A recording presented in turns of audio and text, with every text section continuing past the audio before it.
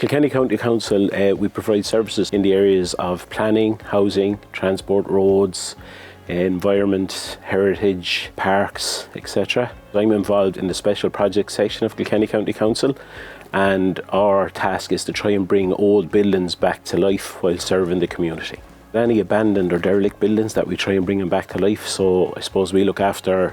One of the current projects we have on is the old Garda Station and Garda residence in Piltown that we brought back to life for both community use as a remote working hub and as an active Garda station as well. So the passive solutions we introduced were removing all the cement plaster and replacing it with lime-based plaster and insulated lime. We also used calcium silicate boards, which improved the insulation in the building while protecting the structure and the history of the building. We also introduced air-to-water heating system, which replaced the oil-fired burners.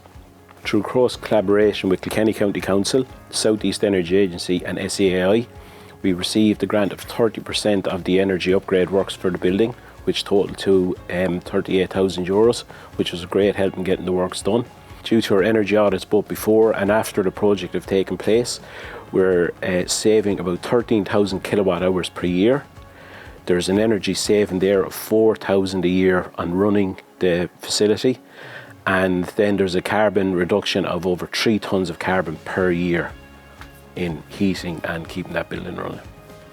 To have the project chosen as a finalist is validation that the strategic green policy framework put in place by Kilkenny County Council is being implemented correctly. This project can also be put forward as a positive example of how carbon efficiency and energy efficiency can be implemented in a historic structure, aligning perfectly with SEAI's goals for energy efficiency and community impact.